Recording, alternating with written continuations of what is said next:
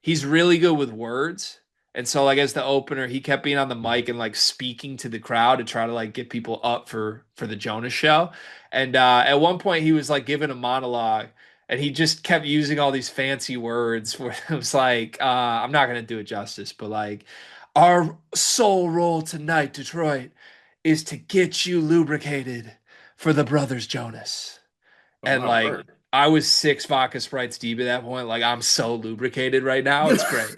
That's that's an insane statement. I do gotta say. Did you at any point hit Mal with the classic, "This is crazy, you're acting like this. You got Benson Boone at home. Like you got Joe Jonas at the crib, yet you're on this." I can't do what Benson can do straight up. Starting from the outfits, I could not pull off the romper as I said I would be for 3 months. I did, however, get myself under the 200 weigh-in mark right before this concert trip, and I do have to say I think the fits speak for themselves. I got some flicks off I just haven't been capable of in years, so was proud of myself for that. But no, I'm not Benson. I do think I could pull off what Kevin Jonas does for sure. I could be Kevin Jonas, and I don't think we would skip a beat. Which Jonas brother am I? Like in our ecosystem, like of you and I and others, or just Mhm. you alone, who are you most like? Is it two different answers? Yeah, in our world, you are definitely Nick Jonas. Okay. I am Joe Jonas. I guess that makes Dion Kevin Jonas, but that seems disrespectful. Mhm. Maybe Riley's Kevin Jonas. That seems less disrespectful for some reason to Riley. Uh, I don't know. Maybe just because he's musical and Caucasian, I think, Yeah, yeah, true. and probably had a chastity ring at some point. Facts. Yeah, Isn't it a belt? there's multiple ways to be chaste. Mhm. Or chastised? Not something you'd be familiar with. But no, you're Nick Jonas because you're the one that like the masses basically adore and just like, oh, that's cute, Carter. Like, look at his cute little falsettos. He's so great. One day the Carter gimmick will wear off, and I'll be in shambles because I think I've made the mistake of realizing and embracing that it is a thing, and that is my downfall. Yeah, could be. I'll buy tickets to your downfall if that happens. Shot to NWA. Hey, That was an album. By the way, just have to say, so we had sweet seats at both of these. The Benson ones in the pit were closer, but Jonas Brothers, we were like also very close to the stage, pretty lower bowl. And the tickets we had both nights basically meant that if you wanted to get a drink, you stayed on the floor level of the concert and you would hmm, walk through the tunnel. They were both in the Pistons arena. So you'd walk through the tunnel the players come out of, and then there were like a couple bathrooms only to people on the floor, and then two nice. different bars.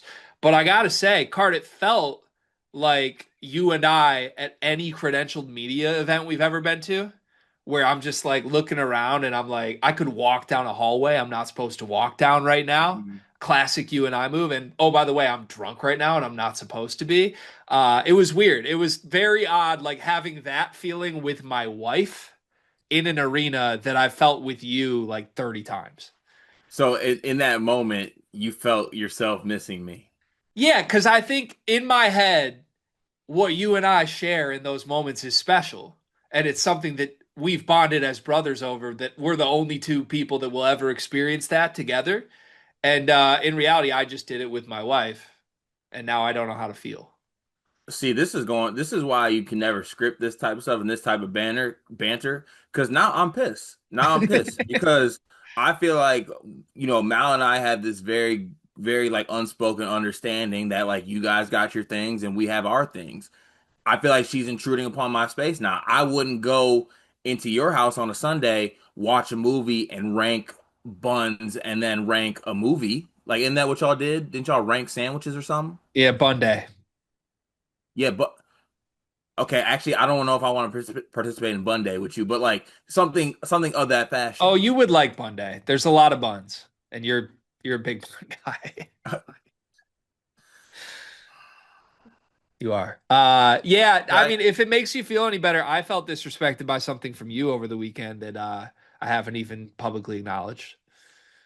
What'd I do? So you sent a text to in our little family group chat, Meg, Mal, you and I, and you wished us a happy anniversary, and you said, "Love you too." And then seconds later, you sent a second text that just said equally. That equally Yeah. really stung. Did it? You're not supposed to love Mal as much as you love me. Well, I don't. I don't. I in the text group I do. Yeah, I get it. But like that, you just didn't. It was implied when you said love you both. I don't think I needed to see another text that said equally. Yeah, yeah, I don't know. I just once again I realized I could get away with it and I did. Yeah, I get it. Makes sense. How were you? Yeah. How was your entire long weekend? Oh, it was great, man. I love Labor Day. That having that Sunday moment where you're like, I don't have work tomorrow hits differently.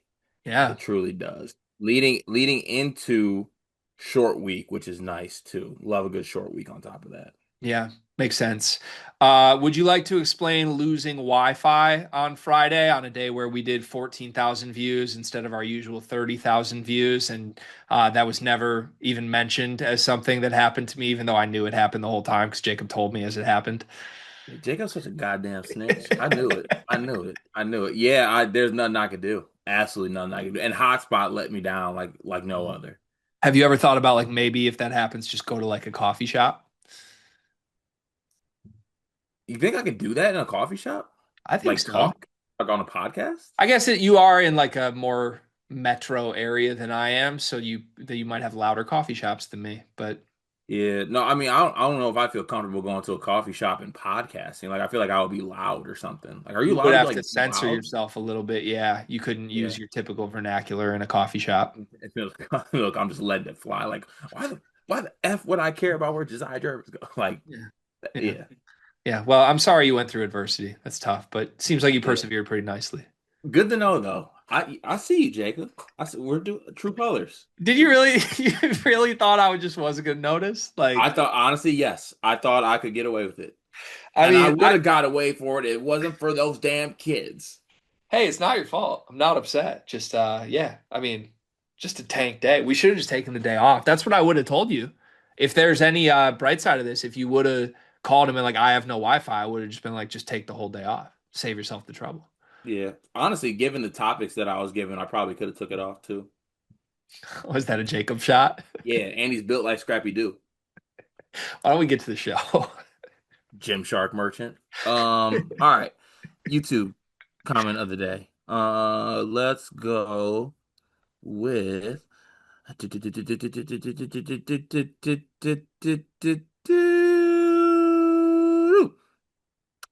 Let's go with this one right here. Uh, Illini Rise says, Greg, literally on the same page. That 04-05 team was the real deal. They made me go from liking basketball to loving it. They were truly rock stars. Those guys are historical. But let's be real, Illinois fans are some of the most passionate in the game.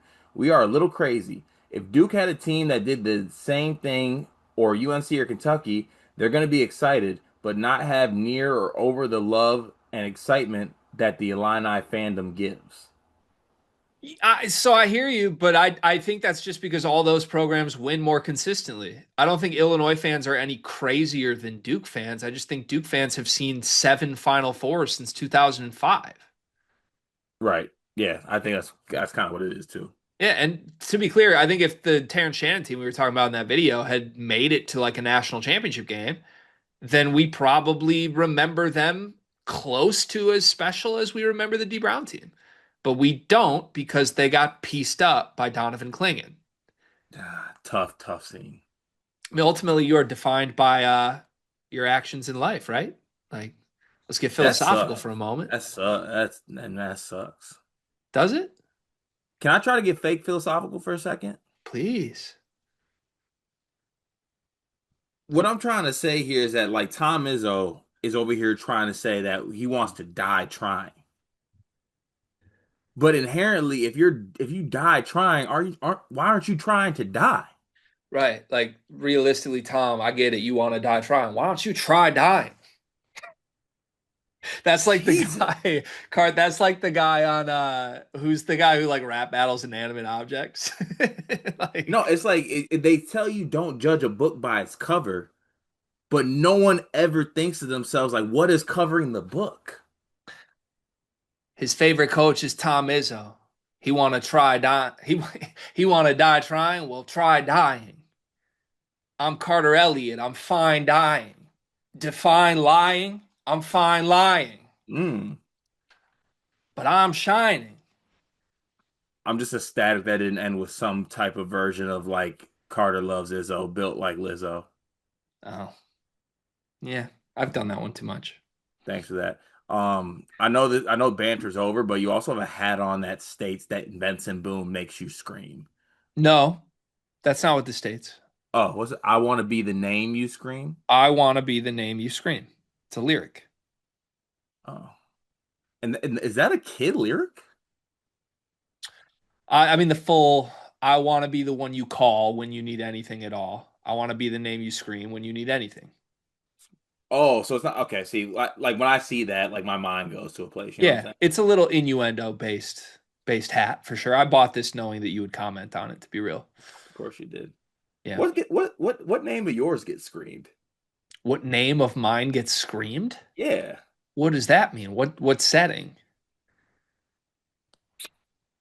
the fertile one. Um, I'd rather not comment. Wow, look at Rather keep you. that private. Okay, for sure. All right, Discord comments, please. Sorry, I'm just I have some things going on right now. Let's It, get to I don't know if you know this or not, but I haven't been here in a week, so I mhm. don't know where the Discord comments left off. Could you guide us today, please? Do you want me to actually read the comments? That'd be great, and then I can get back on them tomorrow. Okay, Steve Nash starts us off today. Koa Pete was going form shooting with a hitch. LOL, I'm out. Yeah, I don't think Koa Pete can shoot, but I think I knew that coming in. He's just like a super productive traditional power forward. Yeah, if that jumper ever comes around though, phew, who really knows? War chant. Computers and ESPN hate the Illini and love the 7 points Texas scored this week. And it's a link to an article where I believe I'm guessing that Texas was still ranked ahead of the Illini. Ooh. Yeah, I mean, I think respectfully, Texas should still be ranked ahead of the Illini. You can't knock a team too much for going into the shoe and losing. Yeah, I'm trying to look through this right now to see what exactly happened that has the Illini fans up in arms here as far as like the ESPN F is it FPI is what they refer to it as? Believe so, yeah. Yeah, I'm not really sure. Sorry about that, War Chant. If I'm missing something here, maybe it's just the fact that uh Texas remains at number one, even coming off that loss. I'm guessing that's what the gripe is about. But uh yeah, sorry about that. Good Illinois win this weekend. Vinay, or Vinay, sorry. It is currently 41-7. Thoughts on Uncle Bill? We did a video on this, but I feel like the whole thing is a gimmick, a sham, and it's going to end at the end of this year at the latest. Yeah, it's disrespectful to the game, too. Disrespectful to the game, truly is. Uh, I Maynard, between Hubert and Belichick have done at UNC, it is safe to say the Tar Heel faithful should get ready for women's soccer season. Hashtag women's soccer school. It would be really fun to be a Duke fan right now, just pleasuring in your rival being awful, you know? Because one of the things I do like about Michigan State, it's very rare that either school has been horrible at both big sports at the same time. Like if Hmm. Michigan State's been down in basketball, usually they've had a good football season, even with Mel Tucker. Like Izzo started sliding and you spit out like a 10-2 season. Um, I don't know. It feels like Duke is good in both right now. Darian Mensah looked really good, and North Carolina is miserable in both. Which way are you leaning in that Duke Illinois game, by the way? I don't want to reveal too much because it's going to be one of my lead plays in the newsletter and talked about on multiple platforms, but it's going to be a really public play on Illinois. The Okay. entire public is on Illinois. Understood. All right. Let's see here. War Chant says Bill Belichick's UNC team reminds me of a Lovie Smith Illinois team last night. Will the Bill Belichick era at UNC end up significantly better than Lovie Smith era at Illinois? No, Because best thing Lovie did was finding some under the radar studs to leave Coach B, such as Devin Witherspoon. College jobs are just so different than pro jobs. no is my answer. No. I'm trying to think. Reminds me of Lovey Smith. No, I honestly I think it's gonna be shorter and it's gonna be worse than whatever you thought the Lovey Smith era was.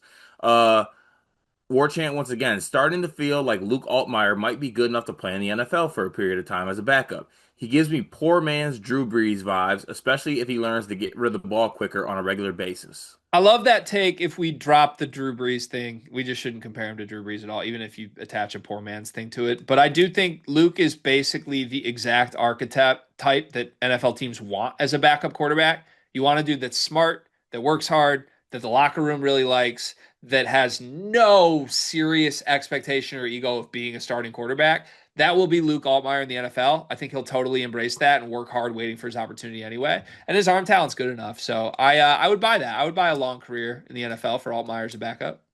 Yeah, it'd be like, and I feel like he also like forms an elite friendship with a star NFL quarterback. Yeah, I could see that for sure. Yeah, like him and Joe Burrow are best friends or something like Could that. 100% see that for sure. Let's see here. War chant. Dion, for the record, Illinois basketball forced out the coach whose name is on the court. Illinois was a legitimate national title contender until hit by NCAA for very minor violations due to Dion Thomas Bruce Pearl fiasco. Henson never recovered to the same level and was make the tournament and lose first weekend type of program and was shown the door basically. He retired, but coaching again 2 years after. I can see a world where history repeated itself. Also, Illinois fans have no issue with Dion. I think Dion is making up a rift in his head. I think this is in response to the fact that Dion stated something yesterday along the lines of, with all due respect to Illinois fans, I don't think they would ever fire Underwood. Dion making up a rift in his head? No, no I think way. that might be it, yeah. That's my guy. I love that. That's him and I are wired the same way. We do that all the time. Yeah, wait, just one more sarcastic question for you. You mean to tell me that Illinois had a coach who made the tournament and lost in the first weekend all the time and they fired him? Normally they give extensions out for that. I'm really confused right now. Somehow, some way, I just knew that that was for sure coming. But thank you for that, I'm Gregory. just Uh, confused. T. Steffi, hey guys, what are the most overrated and underrated college basketball arenas? Ooh! There's a lot of different ways to answer this question depending on what you're rating. If you're rating like how hard it is to play there versus how fun it is to go, two very different ratings. So, which one are we doing? Or just overall, like add it all together? You hear my answers, and then I'll let you just act on it. Okay. Most overrated is the Kohl Center. That was on my list for potential overrated. Most underrated, probably Nebraska. Yeah, I like that shout. Maybe Iowa. I like that shout. Um, So I think part of our Kohl Center experience, I think, was that we caught them in a bad year. Like that the fans didn't care because they were struggling. So it might be completely different if we had gone like when John Tanji was hooping and there was more excitement. But I like Cole as the answer for overrated. Underrated, Lincoln's a good one too. We kind of gotta pick Big Ten unless we've been somewhere else, right? I'll give a shout to Illinois, honestly. I don't think their assembly hall gets a lot of love, and it should. I think it's a great place to watch a game. Hmm. Yeah, I was gonna say that too. I just didn't know how I felt about like where actually I guess people rate Assembly Hall. It feels weird to call it underrated. But moving on here, Jesse J, who was back in the Discord. He had a riddle yesterday trying to get us to guess who he was. And Jesse is back in the Discord and also he labeled himself as one of the original 80 Discord members. Is that an actual Oh. group that we have? I think we might be at the point where Discord OGs could get like a little badge for being one of the like first year adopters because we are probably at a point where the current members are mostly people that have joined in the last year and not in the first year. There are some true OGs, and I think Jesse qualifies as one. So welcome back, Jesse. It's good to see you again. Yeah, good to have you back, Jesse. Your Serbian boiler says, having fun thinking of random stuff. Please rank the least to most likely Illinois edition. So he did this yesterday for Purdue. It was pretty fun. But rank the least to most likely Illinois edition. You have Illinois only has a third team All Big Ten selection player again this season. Brad Underwood works Serbo-Croat vernacular into 25% or more of his press conferences this year. Illinois loses to Texas Tech at home, but wins in a shocker against UConn at MSG. Kylan's three-point percentage stays under 30% this season. And then last, Illinois wins its first Big Ten. No, sorry, Illinois is first in the Big Ten in rebounds per game in back-to-back seasons. This is fun. I like this. I have my answer. Do you want me to go first or you want to do this together? Let's do it together. So I think the rebounds is just like a stylistic choice that Brad's making. Like we want to try and rebound everything. Like I don't know. I feel like that's just something he's been working on, and it's not like they had great rebounding personnel last year. Tom Ivisic was kind of the centerpiece of it, and he's back. So I think that's probably pretty likely, honestly. So you said so you said it's pretty likely that Yeah, they well, are oh, we're doing least to most. yeah, at Sorry. least the most. My brain was working most to least. Least likely is Kylan staying a terrible shooter. That's what I was gonna go with. That's the least likely. Next least likely, probably Underwood using Serbian words. Yeah, is Serbo-Croat a vernacular? Is that actual? I'm gonna trust your Serbian boiler on this one. He's my go-to for all Serbian things. So, Speak Mandarin. oh, okay, Victor. Yeah. Um, let's see. Next least likely, uh, probably that they're first in the Big Ten in rebounds. I feel like Michigan's gonna be one in rebounding. I mean, that's when you start to think of the other teams in the league. That's fair. Yeah, so I think I'll go that next, and then I would probably go the Texas Tech at home one, and then the Illinois has a third team. So you All think the Big. most likely is they only have a third team player? No, that doesn't feel right either. I mean, we're gonna have different answers. My most likely is rebounding. Second most likely only a third teamer. I don't think there's a bunch of first team guys this year. And then third would be the UConn Texas Tech one. Yeah, I feel the same. Your Serbian boiler, I like these for what it's worth. He did a fun Purdue Fun one run. yesterday, so Yeah. interested to see if that continues as a thing. Now that's a good bit, by the way, if that is a bit. Um, let's see. That actually might be. Oh no, we have one more. Sorry about that. Try to keep the discussion to a minimum in the comment section, people. Only comments in this. We have an episode discussion portion. If you want to discuss the comments, please do so. We end today with All Hail the Pope, who says, after week one, who would be the best bet for Heisman? Let me pull up my trusty dusty Heisman odds, shall I? Oh, good Lord. I think you can scratch off a lot of the favorites. Arch Manning's not winning this award. I don't think Jeremiah Smith's winning this award. Kate Klubnik shot not winning this award. I don't like the odds for Nuss. He's the favorite, Nussmeyer. I don't like that. Sellers as the second most likely is one I would at least look at, but I think I'm going to look longer odds here. Give me DJ Lagway 20 to 1. Whoa. 3 touchdowns. Florida looked really good. I think he's a star. And honestly, I don't know if you're going to hate this or not, Cart, but I think you have to look at Bryce Underwood 45 to 1. As a Heisman? I think he looked like the best quarterback in the country in week one, truly. Whew. That's quite the step. I'm looking at Mateer from Oklahoma, Moore from Oregon, and then if I can do it, if I can find it, out of respect, I'm gonna sprinkle on Tommy Castellano. I don't hate Maeva, the USC quarterback, 50 to 1 too. He put up some crazy numbers. Yeah, he did. It's the year of the young quarterbacks. Yeah. Yeah, I don't like any of the vet quarterbacks to be honest. Yeah, Jaden Maeva and Jeremiah Love and Bryce Underwood all have the same odds right now. Yeah, I think that's fair. Castellanos is 30 to 1 for what it's worth. Damn, I thought it'd be more. Yeah. Yep. Weird year. Somebody random's going to win the Heisman, I think, unless it's Sellers. I You could know see who it Sellers. is? Who?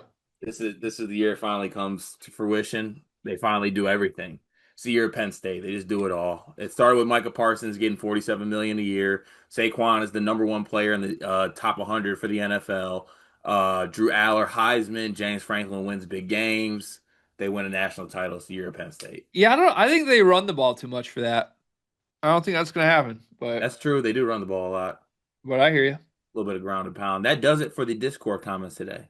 Yeah, join the Discord if you want. We like you. Uh, Sponsors, do we have one? Not yet. Nobody knows what's going on with that. I don't know. I was going to ask you that. Yeah, I don't know. Should we get to the show? Yeah, we should probably find a sponsor, honestly, but yeah, we can get to the show. Topic one today, I want to do ceiling razors, is what I'm calling them. I'm looking for a list collectively between you and I where we come up with 10 players who are not going to start to open the season, barring like a major surprise. So, guys that are not projected to be impact players on their team, but players that could be players that like if they magically are an impact player by the end of the year, it raises a team's ceiling like crazy. Hmm.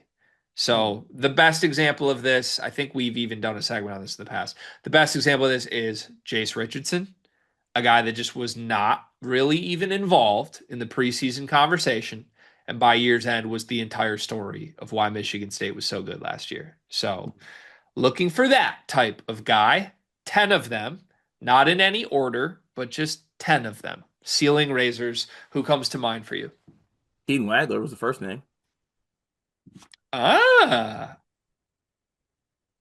daddy likey. I'm- Listen, I think every turn this summer, nothing but positive has been said about anyone who's asked about Keaton Wagler. And I talked about it before, so I don't want to just sound like a broken record when I repeat myself. The actual words and what is being said about him actually resonates with me outside of the normal coach speak bullshit.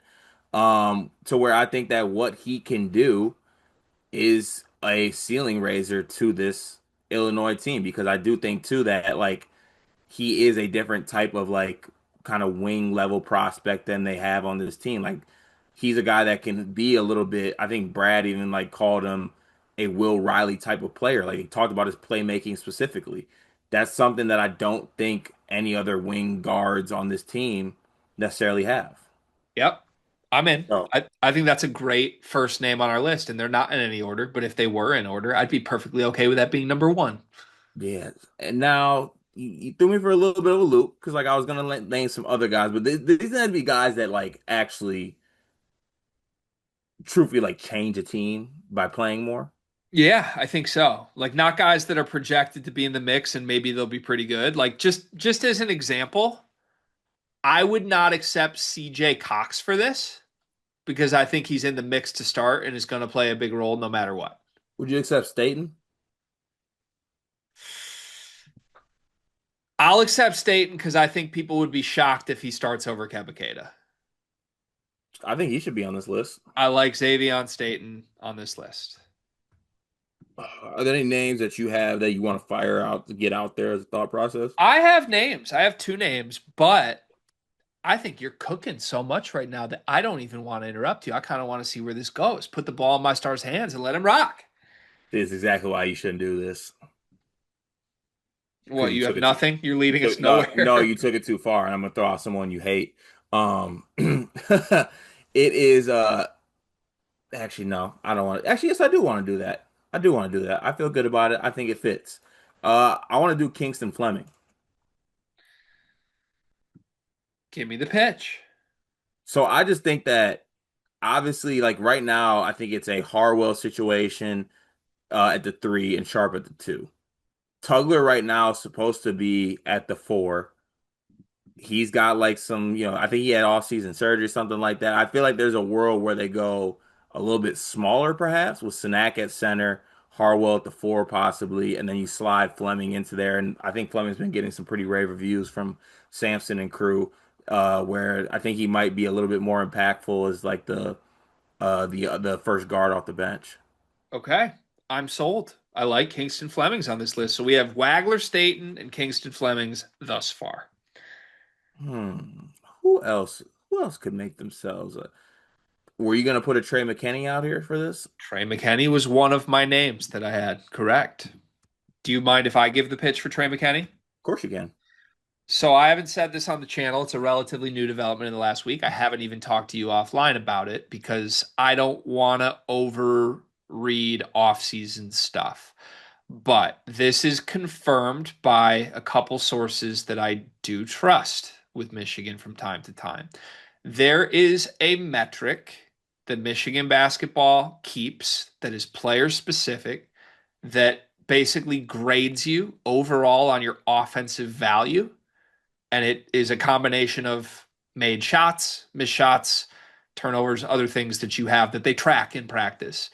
Trey McKenney has graded out as Michigan's best offensive player, and it's not particularly close all summer. Now, I don't know what to do with that. I don't think Trey McKenney is starting day one. And I think this could be our classic Michigan exercise of like, is that a good or a bad thing for this team? Pretty bad that Yaxel's not grading out that good, in my opinion. But I do think there's a world here that McKenney is just a different level shooter and shot creator than every other Michigan wing. And if that happens, you're probably trying to play him a lot on the ball and rearranging like Cano and Kaysen in a way that fits McKenney. So I don't know what you do with that, but I think there is a world he's pretty clearly Michigan's best guard by season end, and it totally changes the identity of the team from what we're thinking. I'm fine with that. Also, look forward to carrying this into the year. What does that mean? Your highest graded guys coming off the bench for Namari Burnett and Roddy Gale? If it's actually substantial, it won't be long that he's coming off the bench. Okay, respect it.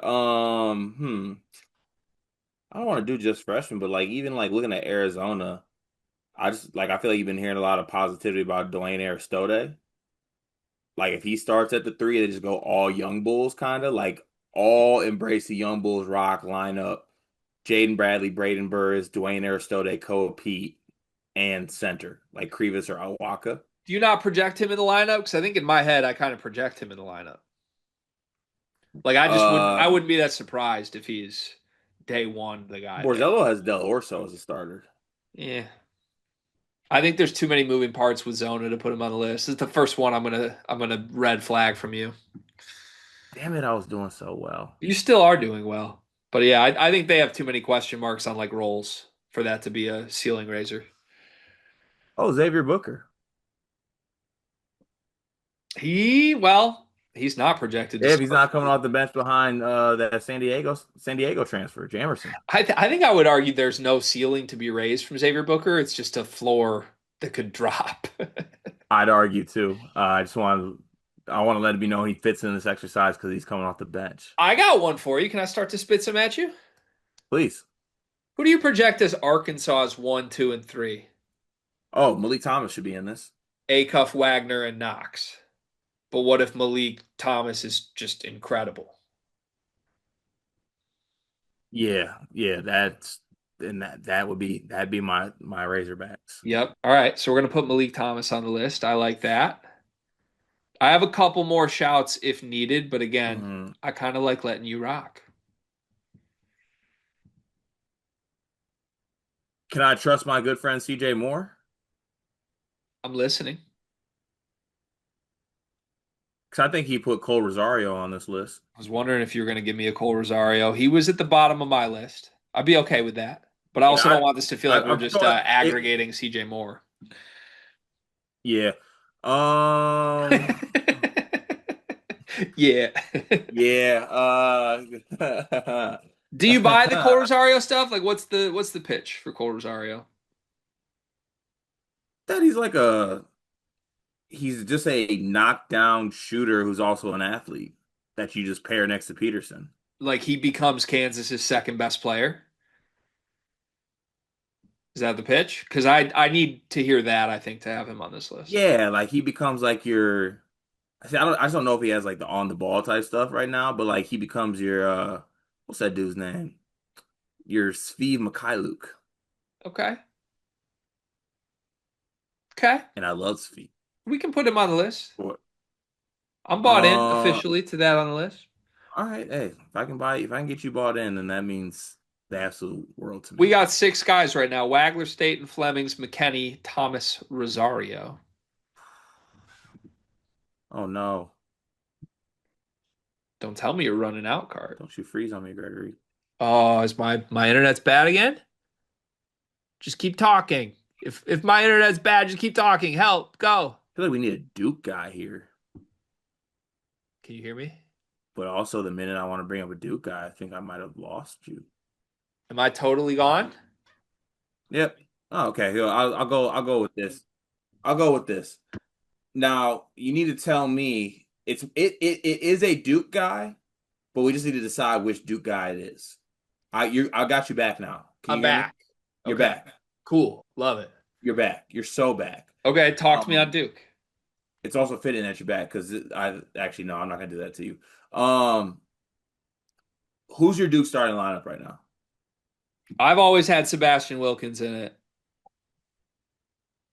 I think Cam Boozer, Pat Nagongba, Sebastian Wilkins, Isaiah Evans, and Caleb Foster is my starting lineup. Well, this Dame Sar should be on this list then. Yeah, but he might start. It's like Arizona. There's too many good players. What about Kamenia? He's in the mix too. Like it wouldn't stun us if any of those guys start. Mm. See, Yeah, I we hate we that got to this is pick someone who's like legit off the radar right now. yeah. I kind of hate that this is like a starting exercise because I would love to put like Lawan Watts in here. Is a North Carolina guy here? Like the pitch would be it's one of the freshman guards and they're way better than Kai and Evans That'd probably be Dennis in this case, right? Isaiah Dennis or Derek Dixon. or I Derek don't have Dixon. much to distinguish between the two. Maybe Riley does. Ooh. Is there a Kentucky guy? Like, is Jasper? Could Jasper be in here? I like Jasper on this list. Like, yeah, if Jasper was just absolutely incredible to the point that you had to relegate Aberdeen to the bench, that would be a ceiling raiser for Kentucky. Yeah, let's go with that. That's a really good one, Cart. Come on. You're back. Now I'm not back. Blanks again. Big blanks. Just total blanks. No, not total. Who's the Louisville front court? Probably Pryor and Frew. Jim Root has Hadley at the 4 and Frew at the 5, Pryor off the bench. Then it's Sonata Frew. But Frew's starting, according to Oh, you did. that. Oh, sorry. You said Pryor's off the bench. Yeah. But I don't know. That feels weird. That feels like the Arizona Duke thing again. Too loaded. We don't know. Yeah. Ooh. See, I don't know how much of a ceiling raiser it is, but I'm surprised you didn't throw out like a Malachi Smith for like UConn. No, not into it. Oh, no UConn guys. Not into it. Yeah, not for me. Mm. It's a Not for tough. I feel me. like I gotta get a little bit more teams I'm not thinking about right now. Like maybe not some top. Is Saint Supery a starter at Gonzaga? I can't wait for Connor to text us tomorrow. I know. He texted us the last time he got a mention. I don't think so because I feel like maybe it depends on if Grant Foster's eligible. That's true. So I feel like they're gonna start Braden Smith, Adam Miller, and then front court's gonna be Huff, Ek. This is true. I feel like Saint Slippery's a good one to put here. Let's put him on the side for a second. That's an option. Okay. Here's three I've had on my list waiting for you. You're gonna laugh at the first one, but the moment he's been waiting for has finally come after years of DMs. Jerry Easter. Yeah, Big East. The reports are that he's been great in practice, like been an impact player, and nobody sees that coming. And if he's just really good right away for USC, it changes things. I like it. I'm gonna put Jerry Easter My on the dog, list. my dog, Uh, Big East. two more Big Ten guys. I'll start with your team. I think Cam Ward's here. Cam Ward would be the choice. I think Cam Ward is very clearly not in the lineup on day one. And if Cam Ward was so good that he needed to be in the lineup and you're moving guys around, that would be huge for a team that I think lacks like a true guy right now. There's a world where that happens. Okay, I like that. I like Cam Ward. All right. And then we still have St. Super if we want. I put Trent Perry here UCLA. because Dent and Sky are going to start. We know what those guys Hmm. are. I think you I got like Eric this pick. Daly at the 3, Bill Adow at the 4, and then whoever wins the 5 spot at the 5. But if Trent Perry was incredible, maybe you go small, put Bilodeau back at the four, Daily at the four, Bilodeau at the five, and that would mean Perry like took a huge sophomore leap. I like that. I'm with that. The only other name I had like came across my mind for 2 seconds, but I don't know if I feel great about it. Is crap, and it just escaped me as I said. Oh, um, Sisley for Indiana. Oh yeah, He's pretty good on the Puerto Rico trip, and like they have Reed Bailey at the five. I feel like they don't really want to play Bailey Alexis if they don't have to, or like they will, but like if Sisley's a legit option at the four, that is a good shout. I kind of like that shout. I don't know how much of a ceiling raiser it is. Do you like that more than Trent Perry? I No. guess that would be the. I don't see a world where Sisley's like a pro ceiling Yeah. wise, you know? No, I think I like Perry over that. Okay, so that means our top 10 ceiling raisers in no order are Keaton Wagler, Xavier Staten, Kingston Flemings, Trey McKenney, Malik Thomas, Cole Rosario, Jasper Johnson, Jerry Easter, Cam Ward, and Trent Perry. Topic two today, I think, is a fun one that we've never done before on the channel, and I'm kind of excited for this with you. I want to collectively come up with what we think the voters will do in the first AP preseason poll. Come up with this is not our ranking, but it's our guess at what the voters will vote in the preseason 1 through 10 in the first AP poll. And then I want to fast forward 5 months and predict what the postseason top 10 will be at the end of the year, also in the AP poll. We know that every year there are major changes and there are misses from the media.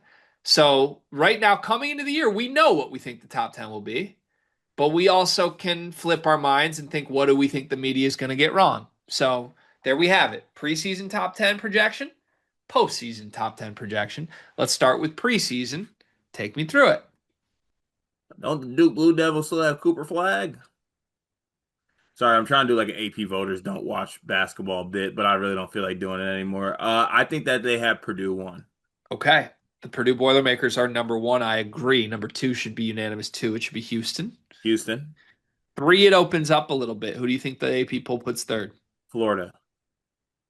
Get the national title bump. Yep. Is there any other team you think is in the mix to be third over them? UConn. I think UConn's up there. I think there's a world where Duke is up there, but maybe this also could be a year Yeah. where Duke gets a little slept on. But I don't Yeah. get I feel like Duke's why. a little bit under. Yeah, but like I kind of like it. Yeah, I guess I It's don't get fun. why. All right, so we'll go It's Purdue, fun. Houston. I hope it leads to early season value. I like Florida three. I like UConn four. Then what?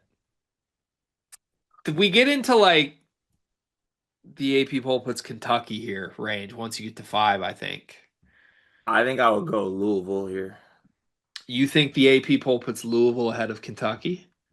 Oh, no, we are the AP poll. The AP poll is for sure putting Kentucky ahead of Louisville. That's what I think too. And the other I teams think. in the mix here, I think St. John's, BYU, Louisville, Kentucky, Duke,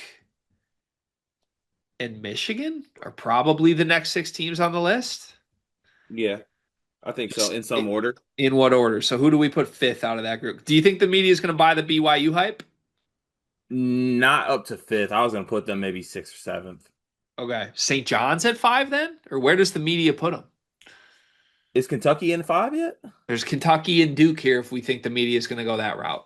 I think Kentucky. I think they go Kentucky, Duke, Kentucky five, Duke six, BYU seven, BYU seven, Louisville eight.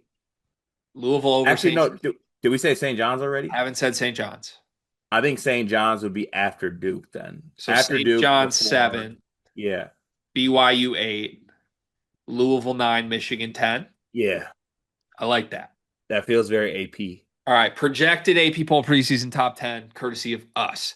Purdue 1, Houston 2, Florida 3, UConn 4, Kentucky 5, Duke 6, St. John 7, BYU 8, Louisville 9, Michigan 10. This is the fun part.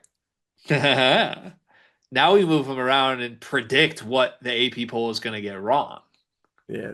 Actually the fun part of this is me assigning which AP voter you are, Woody Page. All right. Postseason number one. Does Purdue go wire to wire?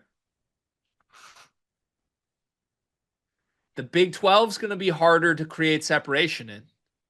Houston's going to have their hands full with BYU and Arizona, Texas Tech, Kansas to an extent. I don't know. I think there's more competition for Houston to fight off than there is with Purdue. But I think you I could think Purdue. also, I think you could make that argument for UConn that they slaughter the Big East and end up the overall number one.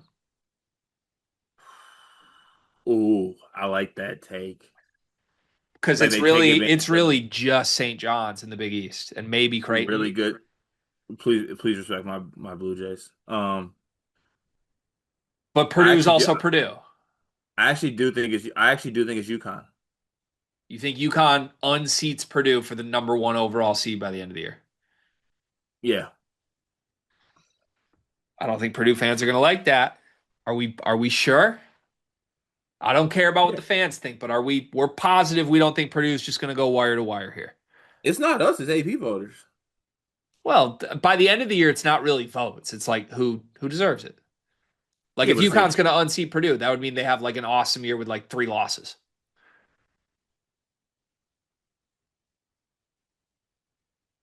Yeah, I think UConn's won. I think they win the Big East by a lot of games, but I also think Yeah. Purdue's going to win the Big Ten by a lot of games. Are you sure? I would go Purdue one, but I'll put UConn one if you like UConn one. I like UConn one. UConn is one in the postseason. All right, Purdue two. Nope. They can't be lower than two. I'm I'm not letting you kidding. do that. I'm kidding. Purdue two. I don't think you. Relax. I don't think you were kidding. I was I kidding. don't think you were. I was gonna see how far I could go without you with you, having your moment and letting it not happen. UConn one, Purdue two is what we see in the postseason. Let me ask you before we go further down this list: are there going to be teams that drop entirely out of our top 10? I think there will be. Yes. Okay. All right, we can get there when we get there. At three, if we were going from the original list, it would be Houston or Florida if they live up to it. But you could also talk me into any team, including teams off the original list. I'm gonna go. I think right here would be I have a uh case for a team unless you feel really strong on one. I was gonna say Florida. If we put Florida three, I think it would require really believing Florida's gonna. Are you trying to put the best team in the Big 12 at this spot? No. Who? Trying to put a team that I think is gonna rack up hella wins. Duke. I think it's Duke, dude. I have a hard time not seeing Duke as a one seed with how loaded that team They're is. not gonna win the ACC. Well, I think Louisville's close too. But I have Duke winning the ACC, and I think it's one of those two. We're putting an ACC winner here as Louisville. I don't think Louisville does. I think they do. Three's high for Louisville, man. I know. Come on. I hate that we can't even talk this team without this happening every time. Like I just want to put them like fifth instead of third. Now I get painted as a Oh, Louisville hater. I'm fine. No, I'm fine with fifth. I would have them fifth, but I would have Duke third. Okay, that's fine. But here's the caveat though. Louisville is the ACC champions at fifth. That's fine. But Duke did enough. Can it be a split title? Can they both go 18 and 2 in the ACC? No. They both go 18 and 2 in the ACC. And they both finish top 5. Okay, but Duke is the team that does the Illinois thing with the fake banner. Fine. Okay. Fine. UConn 1, Purdue 2, Duke 3. I'd be okay. Yeah, no, we got to have Houston. They can't fall any further than 4, can they? And whoever you think wins the Big 12 is at this spot. I think we have to put Houston 4. Just because, I mean, when's the last time Kelvin Sampson's had them fall out of like the top 3? Yeah, true. Honestly, Houston should probably be higher than 4th as we do this. We're fine with four. All right, UConn 1, Purdue 2, Duke 3, Houston 4. That feels like our 1 seeds. Yep. You want Louisville 5. BYU 6. I was going to say, let me ask you this. Are we buying BYU? Yes. If we're buying BYU, they got to be 6th, I think. Yep. Okay. The other teams from our top 10 that we haven't named yet are Florida, St. John's, Michigan, and Kentucky. I think we're in the range where some teams from outside the top 10 could leap to this point by the end of the year because I am not going to fight for Michigan in this postseason top 10. I am not going to fight for St. John's in this postseason top 10. I think there's arguments for Florida and Kentucky to be there, but I'm not clamoring for either. So if Florida and Kentucky stay in, we'd have room for two more teams. Correct. And we don't have an SEC team here yet.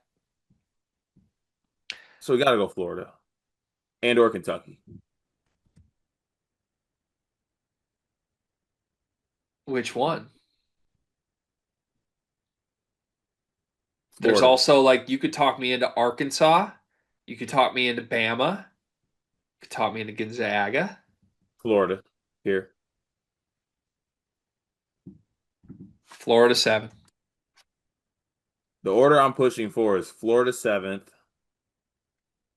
Texas Tech eighth, Kentucky nine, 10th is either Arkansas and or Arizona. I want Arizona in my 10, so I'm good with them. You're going to have to give me the Texas Tech pitch again for the 19th time this offseason. You know I don't like it, but They're going to have, if not one of the favorites, they're going to have the second favorite for National Player of the Year. They're going to have a big okay, I sophomore got it. jump. I'm good enough with that pitch. Okay, thank you. I just need to remember that JT Toppin exists. My argument right there was based off the fact I would have won that as long as I didn't bring up Christian Anderson first, right? Pretty much. All Okay. right, Texas Tech 8, Kentucky 9, and Arizona 10. Yep.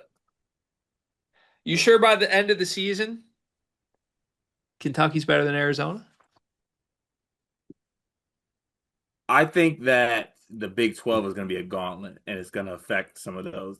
Like there's going to be a team like Arizona who's at where they're at, but could be higher. But I just think the Big 12, it's going to eat some teams up. I was going to say you got four top 10 teams from the Big 12 right here. That feels good from the best conference in It the. feels like a lot.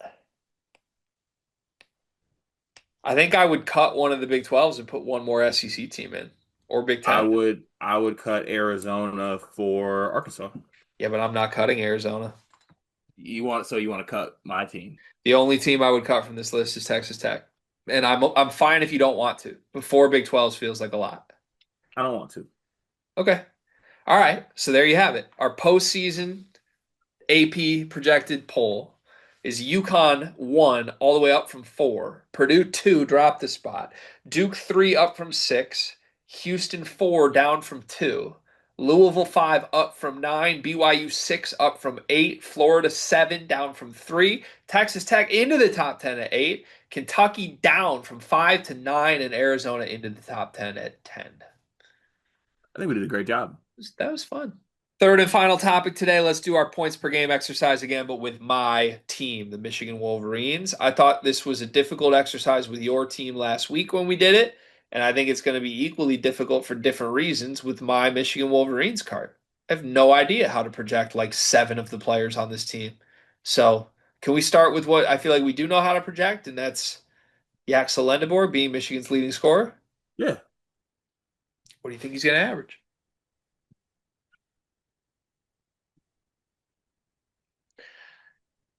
18 a game at UAB last year, 17.7 while playing 34 minutes a game. I want to say 16. I do think it's coming down, possibly down significantly from 17. What would we project Cohen Card average?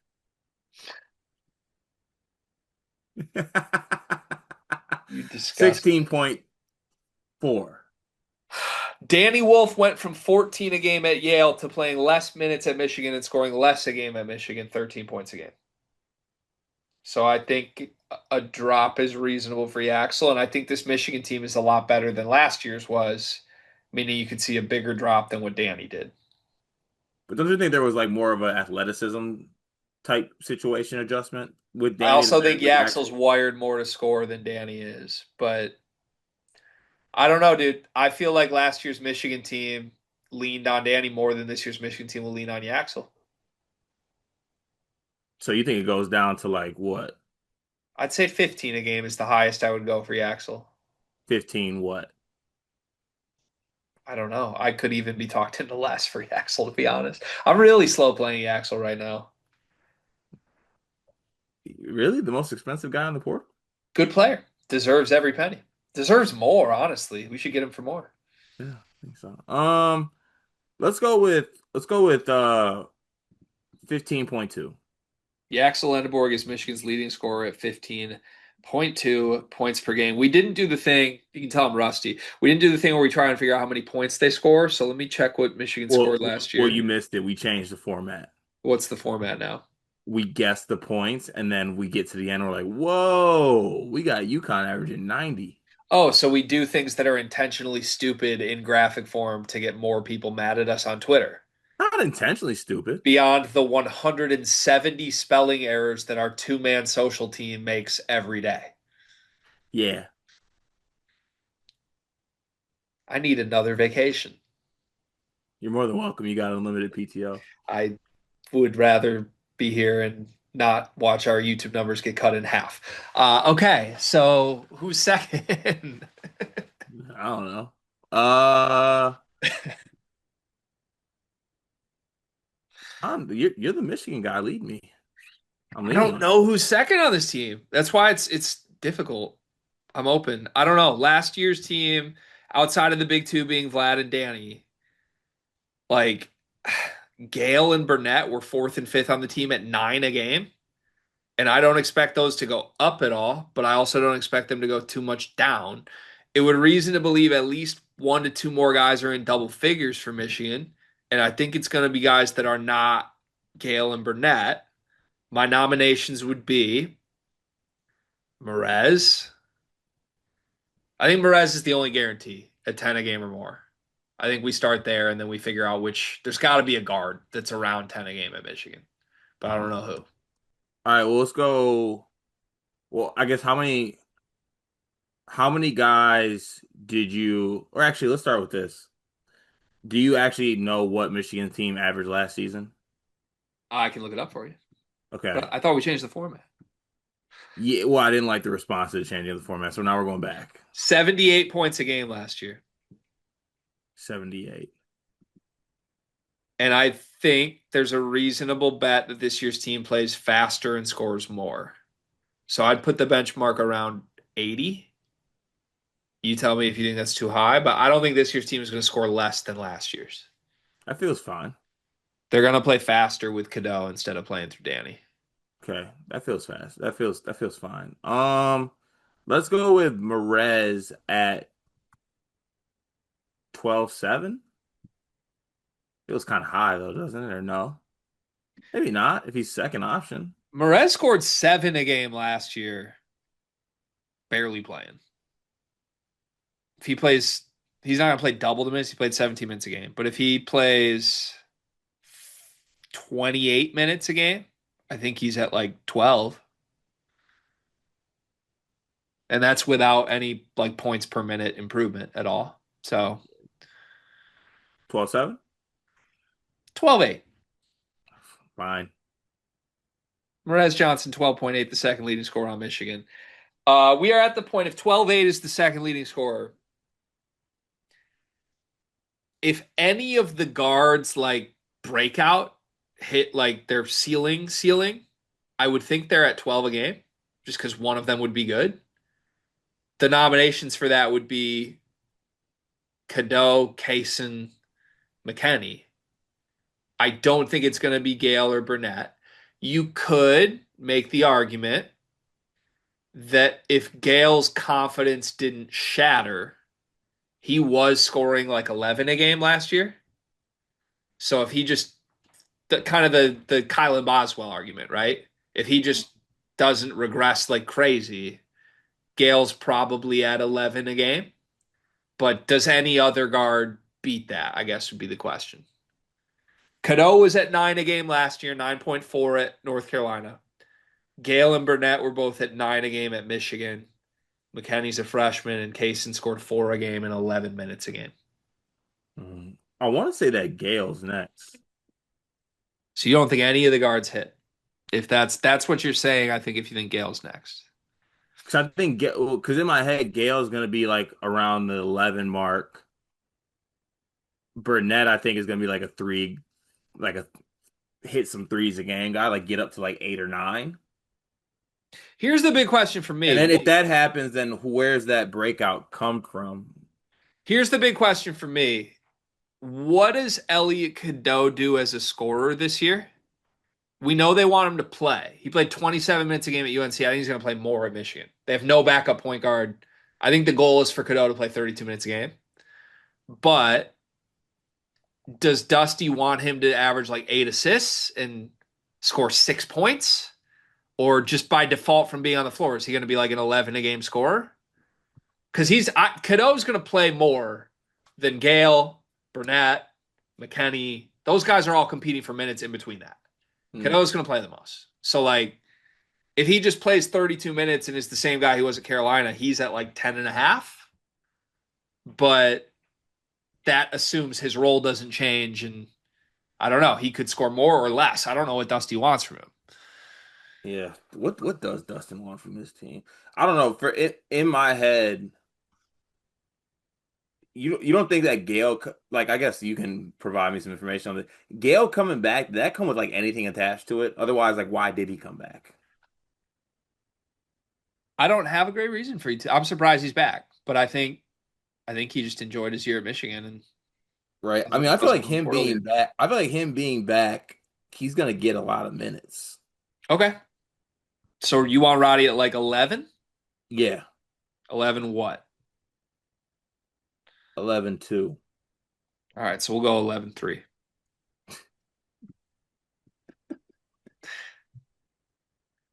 All right, Uh, we went through the Cadeau exercise. Now I want to do it with the other big question mark wild card to me.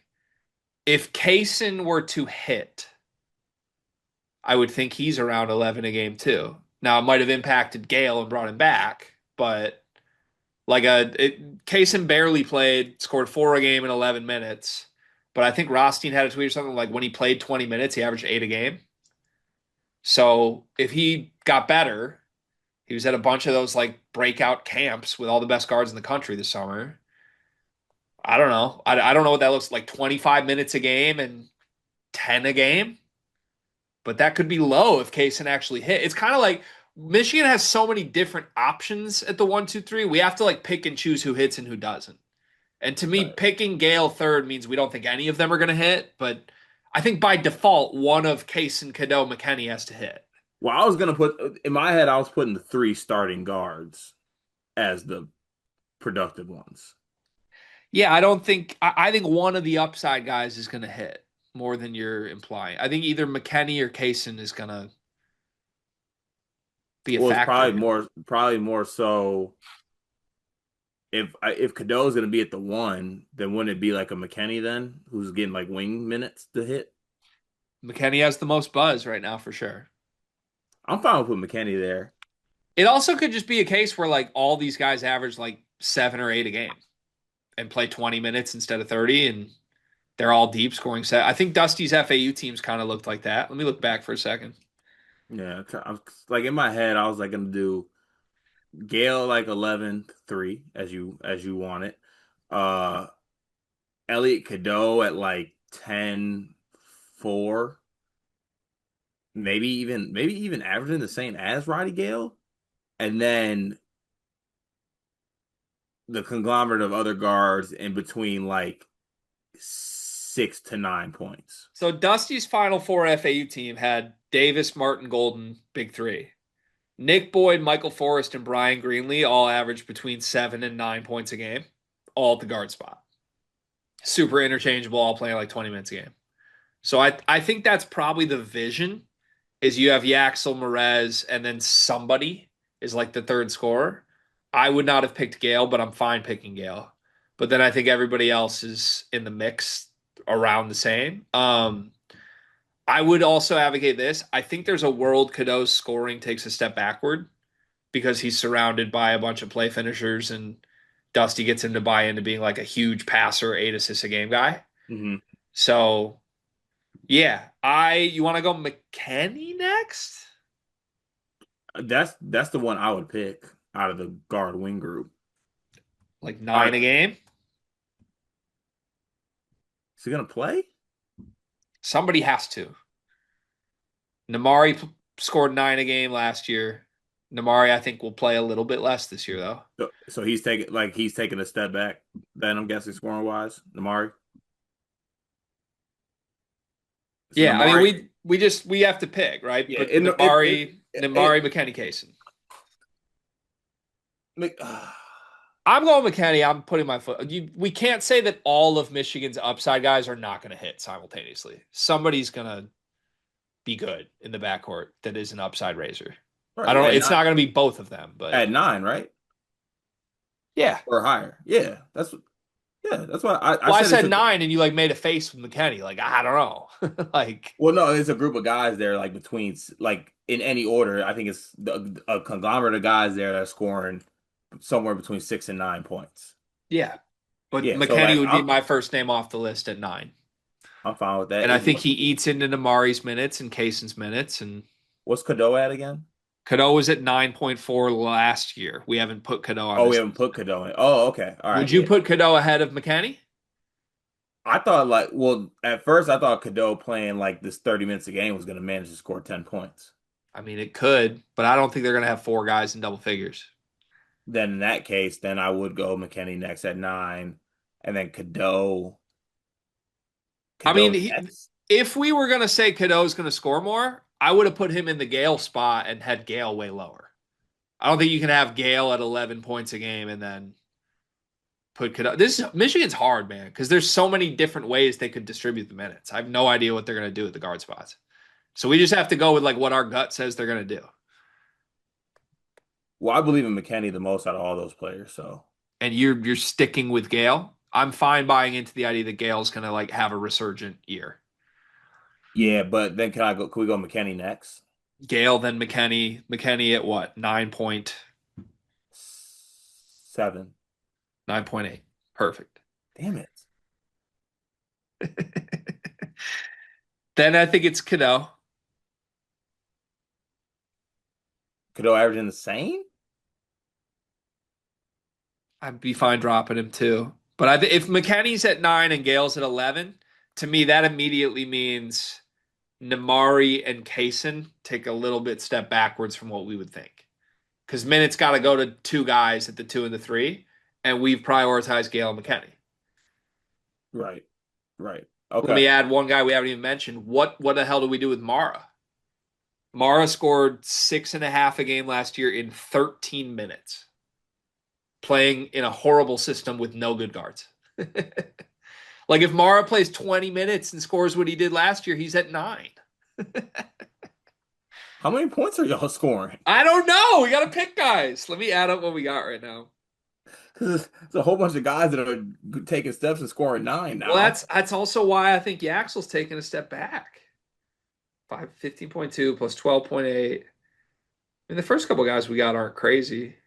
Plus Yeah, but I'm 9.8. saying we're just gonna keep assigning guys 9. We're at 49. Oh, we're fine. Yeah, we got 31 points to work with if we're working off my 80. Yeah, we're good. Might And go. Mara and Cadeau feel like they're both around 8. Okay, but also thing here, if Yaxel and Perez are 1 and 2, aren't they just eating up all the minutes? I think Mara's playing 20. I do. I think they want a 7-footer. And even if you play Axel 30 and Merez 30, there's still 20 minutes to go. And he averaged what you said 6 and 13 minutes. He averaged 6.5 a game in 13 minutes last year with Dylan Andrews at point guard and a Mick Cronin offense. Like there's if he plays 20, he should be at 9. I'm fine with it. Let's put him at 8. Eight's a leap. Trying to be Eight point conservative. 8.3. All right, cool. 8.4. I think Cadeau has to be right at that number 2 because I don't think he's going to drop more than a point. 8.1. He was 9.4 last year. Yeah, but passy this year. I mean, this would be with how we're currently doing it, we'd be projecting Cadeau and Amari to both go backwards. I think Cadeau averages more than Mara. Starting point guard on the team. So what do you think, Mara? Does Cado get the double digits then? 8.6 for Cadeau. And what's Mara at? 8.4. All right, fine. And then we're gonna have to drop some guys. Because now we got to put like what case in here. We're at 66 right now, and we're still missing Kaysen and Burnett with Oh, 14 points to work with. We're done in the front court. Other than, I mean, Will Cheddar still exists. We probably need to put Cheddar. yeah. So we have Kaysen, Namari, and Cheddar theoretically with 14 points to distribute. I mean, I still think Namari would be next in that group. But what's it? I mean, if you have to split up between those three, it's got to be like they all average around five. Five's too low for Namari. But that, Namari's going to be at 7. well, then will we have to up the points then? Or go back to the. I think we'd have to go back to the big three and dip some a little, and just think it's going to be a deep team that splits the wealth. We could dip Merez and Yaxel a point. If we're dipping anybody, I would dip Gale down from 11. I still think that seems high. What do you average last year? 9.8. Oh, yeah, okay, I guess that.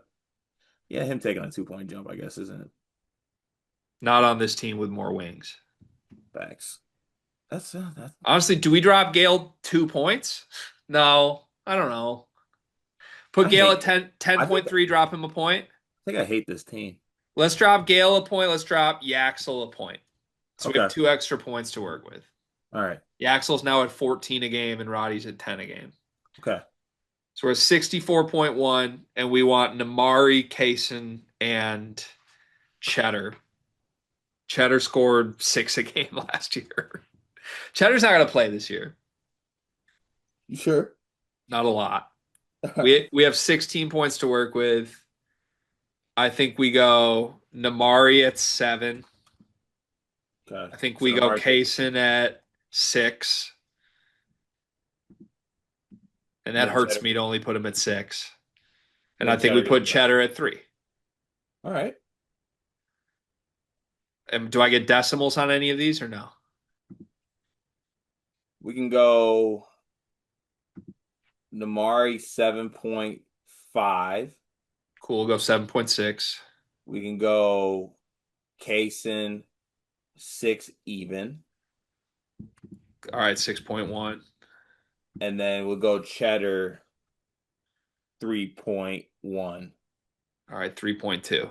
Cool. So add it all up, 81 points a game on the dot. A 3 point lead, that seems reasonable. I don't feel great about this. Yaxel 14 a game, Merez 12 a game, Roddy 10, Trey McKenney 9.5, Cadeau Mara 8, Burnett 7, Kaysen 6, Cheddar 3. I think that's pretty good. Marez damn near your best player. Crazy what happens when you let a guy off the leash. Woof. One big thing presented by us. What do you have today? I don't know if anyone's ever told you this, but I think you would make an incredible team admin social media account like head. Because like I've been seeing like TCU, they're so petty right now and everything that they do and the receipts that they keep and the victory laps that they take. I think you would be impeccable at it. Now, you would inevitably get fired for taking it too far, but the time before you get fired, it would be special, and everyone else would feel your wrath. The TCU account is special. I had no idea I was a Horned Frog fan, but love like, hey, when's the doc drop at Hulu? It's Yeah, so like it's good. it's incredible. It would be, I think that'd be a job I would greatly enjoy. I thought when you were saying you'd be a great social media head, I thought that was a joke because we are actively trying to figure out who's going to run our social media right now. And I thought you were trying to joke that I just need to do it and put it on my plate. No, no, no, no. I came into this after looking at a lot of my on my morning scroll when I saw TCU football. I was like, Greg would be incredible at this. I appreciate that. That makes sense. All right, my one big thing. Can I take a shot at someone in the media? There we go. Here we go. Kirk Herbstreit, my dog. I'm sick of you. Just a little bit, Hey, just a tiny little bit. I normally like you, Kirk. I always say You're my favorite football analyst. I think you're the best in the game. I think you're spectacular. I really do. However, this really annoyed me on opening night as he's doing Bill Belichick's opening night. Barstool like aggregated a clip of Kirk Herbstreit and said that he said they're bad, and there you can hear him on the clip be like, "You're bad, you're bad," like on a hot mic. He didn't expect that it was going to be heard. And he quote tweeted it and said, "Must be a slow night. Not sure why this is so confusing. I said you're bad to my spotter." He like clearly took offense that he was misquoted. Whatever. I don't care if you were quoted, misquoted. Nobody cares, Kirk. Just calm down. But he responded to his own tweet and said, instead of making up things I said, how about giving Reese Holly and I some love for getting through that game? Those games are by far the toughest games you announcers have to call. Kirk, how about this? Don't ask for flowers for doing your job, because there's a lot of people out there who would absolutely kill to call a live sporting event. If it's that hard to make it through a game, let alone a game with the comedic entertainment value of Bill Belichick getting his doors blown off at home, then maybe you should reevaluate how many gigs you're booking, my friend. If that was that excruciating for you, you just couldn't handle it, you were miserable, that you need to go on a tweet storm after the game and clarify, how about you get some credit just for making it through the job you have to do? My friend, look in the mirror and figure out how you can make it more entertaining for your audience. Find some joy again. Because, good Lord, we enjoyed watching that game, and it had nothing to do with you on a hot mic or anything you said the entire time, Kirk. Good Lord. Well, I love you. Love you too. We'll see you tomorrow.